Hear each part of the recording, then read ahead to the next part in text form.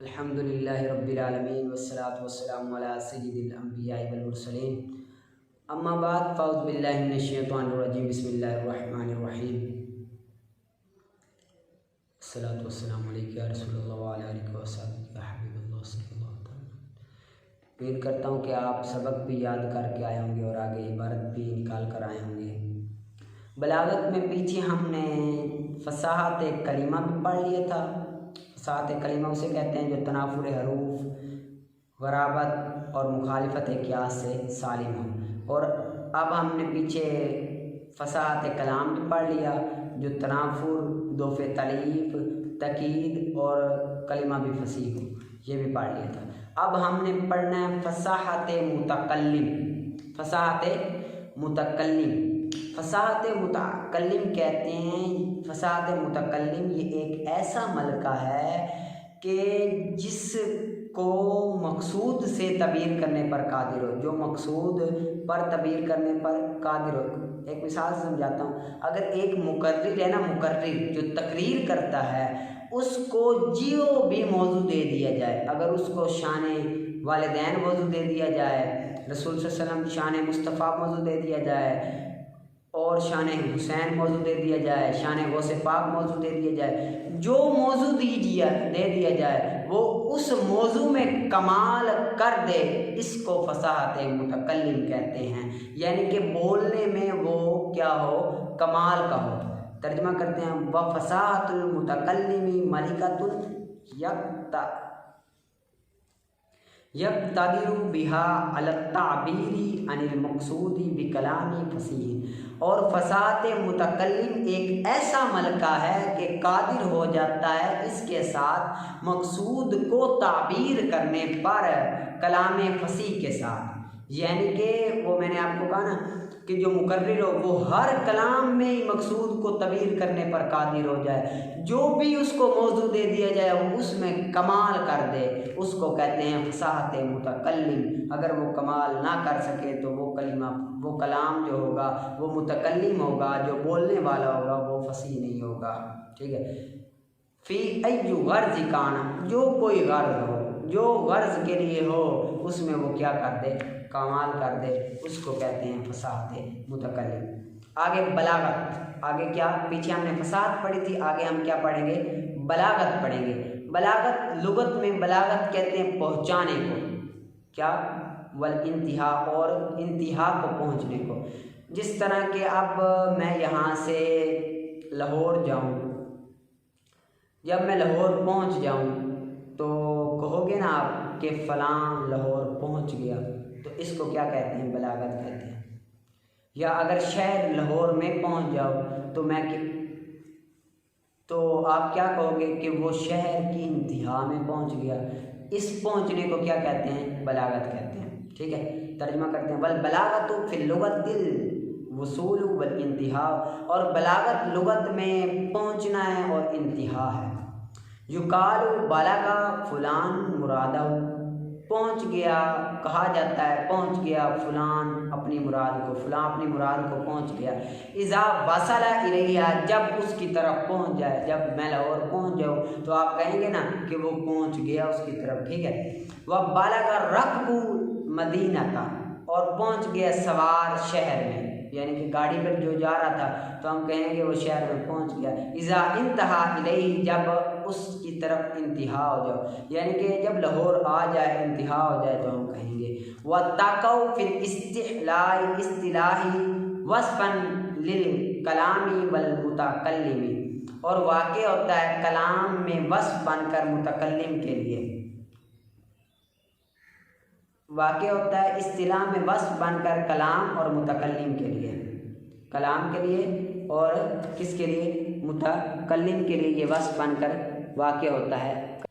یہ کلمے کے ساتھ نہیں ہوتا، یہ کلام اور متکلم کے ساتھ ہوتا ہے، کلمے کے ساتھ نہیں ہوتا۔ کلمے کے ساتھ کیوں نہیں ہوتا؟ کیونکہ اس کا جو تعلق ہوتا ہے کلمے کا، یہ سننے کے ساتھ ہوتا ہے، اور کلام عرب میں جو کلمہ ہوتا ہے اس کو نہیں سنا جاتا۔ ٹھیک ہے، اسی وجہ سے پھر بلاغت بھی واقع نہیں ہوتا وصف بن کر کلام متکلم کے لیے مگر ایک معنی میں. بلاغت بھی معنی میں استعمال ہوتا ہے ایک معنی میں. ٹھیک ہے، کلمے اور کلام کے لیے.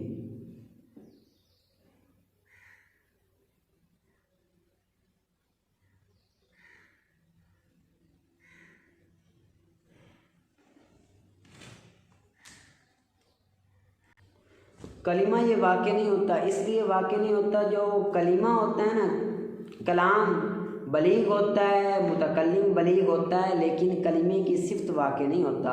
کلمے کی صفت واقع نہیں ہوتا کیونکہ کلمہ ایک ہوتا ہے. کلمہ کتنے ہوتے ہیں؟ ایک ہوتا ہے، اور یہ صرف فصیح ہوتا ہے. ٹھیک ہے نا، کلمہ فصیح ہوتا ہے، بلیغ نہیں ہوتا، اسی وجہ سے. ٹھیک ہے، آگے آپ ملکات نکالیں. آپ کو اگر کوئی سمجھ نہ آئے تو آپ دوبارہ پوچھ سکتے ہو. ٹھیک ہے، آگے ہم نے تصور کی قسمیں پڑھ لی تھی، اب ہم تصدیق کی قسمیں پڑھیں گے. تصدیق کی بھی دو قسمیں، تصدیق کی بھی دو قسمیں، ایک بدیہی اور دوسری نظری. بدیہی جو غور و فکر کے بغیر حاصل ہو، جس طرح کہ کل بڑا ہے جز سے. ٹھیک ہے نا، کل جو بڑا ہوتا ہے وہ بڑا ہوتا ہے اور چھوٹا ہوتا ہے وہ چھوٹا ہوتا ہے. ٹھیک ہے، اب ادھر ہمیں نظر و فکر تو نہیں کرنی پڑے گی کہ بڑا کون ہے چھوٹا کون ہے، بلکہ دیکھ کر ہی پتہ چل جائے گا. اور دو یہ نصف ہے 4 کا، اس میں بھی ہمیں غور و فکر نہیں کرنی پڑے گی کہ 2 نصف ہے 4 کا، بلکہ ہمیں پتہ چل جائے گا. اور نظری جس میں کیا ہو، غور و فکر کی ضرورت ہو، جس طرح کہ العالم حادث والثانی موجود. عالم حادث ہے اور ثانی موجود ہے، یہ ہمیں غور و فکر کرنے پڑے گی. صغرے کبرے ملانے پڑیں گے، پھر ہمیں پتہ چلے گا کہ جو عالم ہے وہ کس طرح حادث ہے.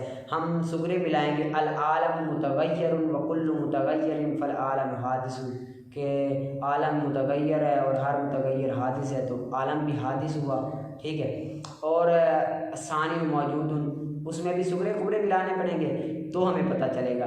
ٹھیک ہے، تو اس میں ہمیں نظر و فکر کی ضرورت پڑی، صغرے کبرے کی ضرورت پڑی، تو ہمیں پتہ چلا کہ عالم حادث ہے اور ثانی موجود ہے. تو جب غور و فکر کی ضرورت پڑے تو اسے تصدیق کی کون سی قسم کہتے ہیں؟ تصدیق نظری. ٹھیک ہے، ترجمہ کرتے ہیں. اور تصدیق کی بھی دو قسمیں، والتصدیق ایضاً قسمان احدہما، اور تصدیق کی بھی دو قسمیں ہیں. احدہما ان میں سے ایک البدیہ الحاصل من غیر فکر و قصد، بدیہی جو حاصل ہو فکر و قصب کے بغیر، جو فکر و قصب کے بغیر حاصل ہو اسے بدیہی کہتے ہیں. اور ان میں سے دوسری نظری ہے، مفترق الیہ، محتاج ہو اس کی طرف، محتاج ہو، مفترق محتاج ہو اس کی طرف، یعنی کہ فکر و قصب کی طرف کیا ہو، محتاج ہو، تو وہ کیا ہے؟ نظری ہے. مثال الاول، پہلے کی مثال، الکل اعظم من الجز، کل بڑا ہوتا ہے جز سے، یہ بغیر نظر و فکر کے ہمیں پتہ چل جاتا ہے. واثنان نصف الاربعۃ، اور 2 یہ 4 کا نصف ہے، 4 کا آدھا ہے. ٹھیک ہے، اور مثال دوسرے کی، العالم حادث والثانی موجود، عالم حادث ہے اور ثانی موجود ہے. یہ ہمیں غور و فکر کی ضرورت پڑی، میں نے سمجھا دیا آپ کو کس طرح غور و فکر کی ضرورت پڑی، پھر ہمیں سمجھ آئے. وَنَحْوُ ذَلِكَ، اور اسی طرح یہ بھی، یعنی کہ یہ بھی اسی طرح ہے جس طرح کہ بدیہی کا دوسرا نام کیا تھا؟ ضروری، اور نظری کا دوسرا نام قصبی، یہ بھی اسی طرح. ٹھیک ہے، آگے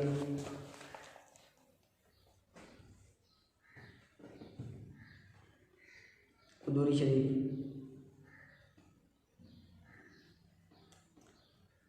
مسئلہ یہ ہے کہ اگر کسی شخص کے پاس ایک بکریوں کا ریوڑ ہو، بکریوں کو ریوڑ ہو، کافی ساری بکریاں ہوں، وہ کہے کہ میں نے ہر بکری تمام کا تمام ریوڑ بیچا اور ہر بکری 1 درہم کے بدلے، اگر وہ کہے تو بیع جائز نہیں ہوگی، بیع جائز نہیں ہوگی. اور اسی طرح اگر کسی شخص کے پاس کپڑے کا تھان ہو اور وہ کہے کہ ہر تھان میں سے، ہر تھان تمہارا، اس میں سے ہر गज 1 दिरहम के बदले, तो ये भी बै नजायज़ है।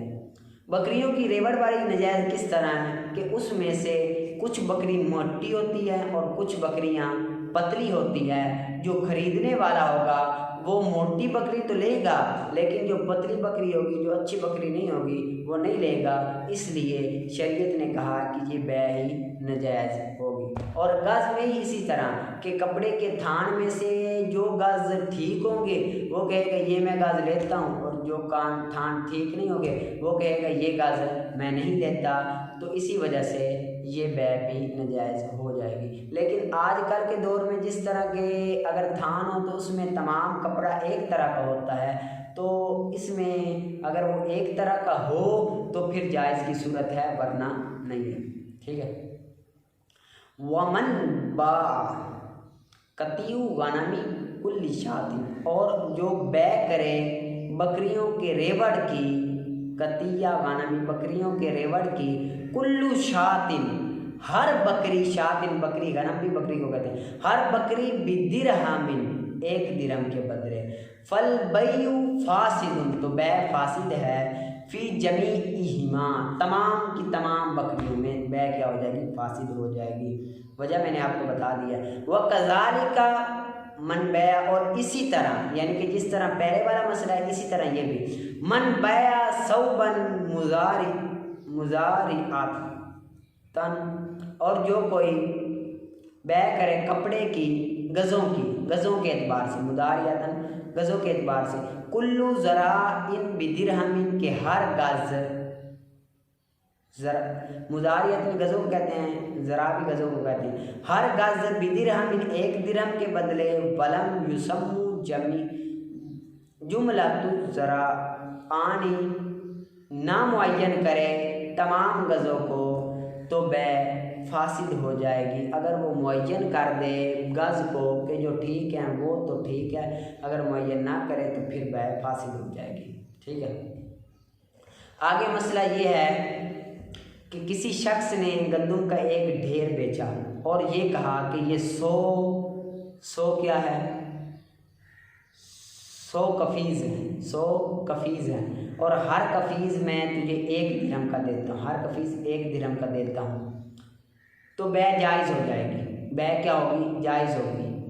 अगर उसमें से 100 कफ़ीज़ ना हो, 90 कफ़ीज़ हो, तो जो मुश्तरी है, खरीदने वाला है, उसको इख्तियार है, चाहे तो वो बै ले ले, चाहे तो वो बै फासिद कर दे, क्योंकि बात हुई थी 100 गज़ों की, 100 कफ़ीज़ की, निकले 90 कफ़ीज़। ठीक है। मुश्तरी को क्या है, इख्तियार है। और अगर हो 100 से ज़्यादा, 100 से ज़्यादा हो तो बै मुनक्कद हो जाएगी।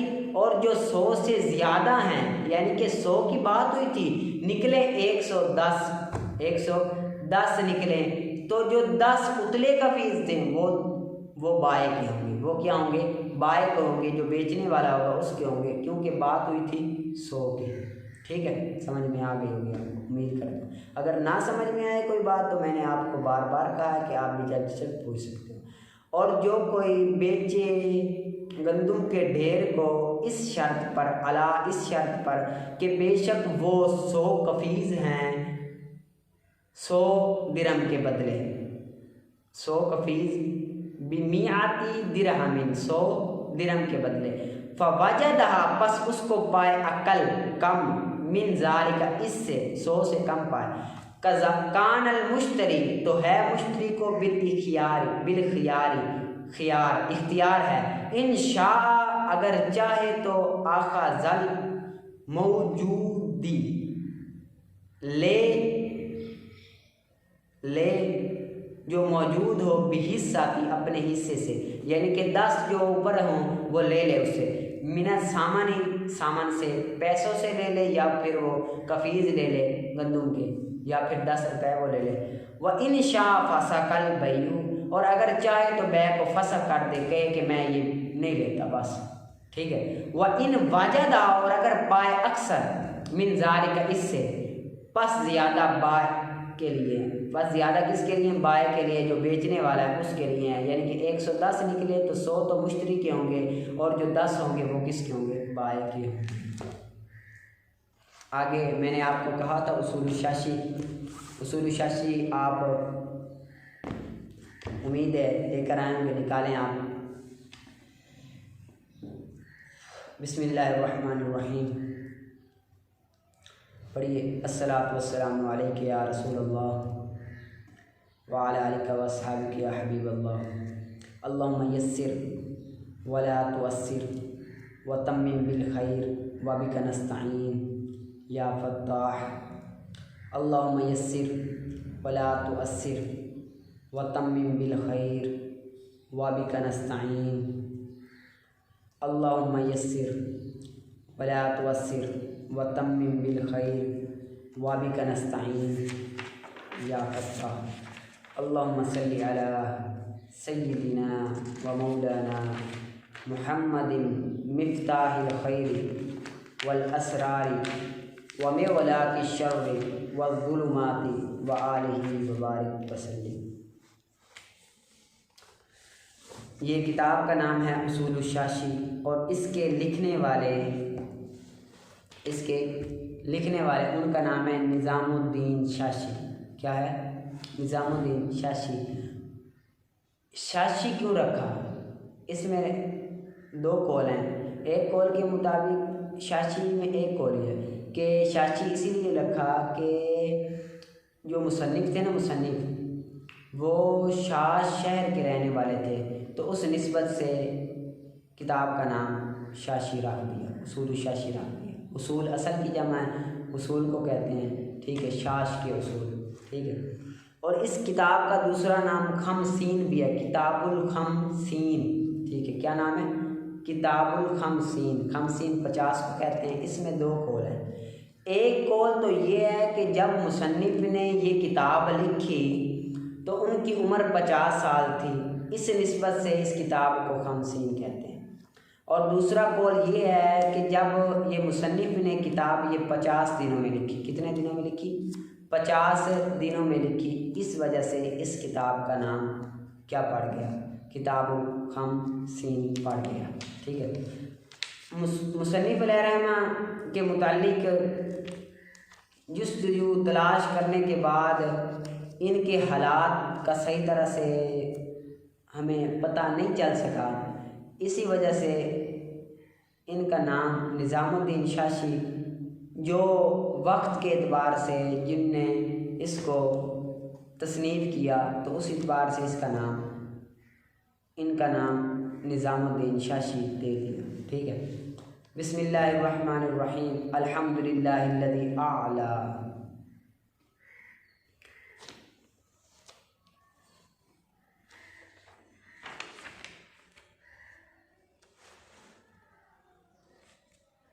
کوئی بھی علم ہو اس کو شروع کرنے سے پہلے آپ کو پتہ ہونا چاہیے کہ چند چیزوں کا جاننا ضروری ہے۔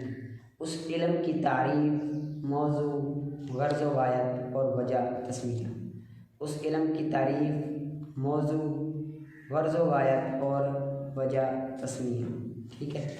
آگے آپ شروع سے عبارت نکال کر آئیں گے، ترکیب اور عبارت ہم انشاءاللہ تھوڑا تھوڑا کر کے پڑھتے رہیں گے، ایک دن ضرور منزل تک پہنچیں کہ رب تعالیٰ نے چاہا تھا۔ وما علیہ الا البلاغ۔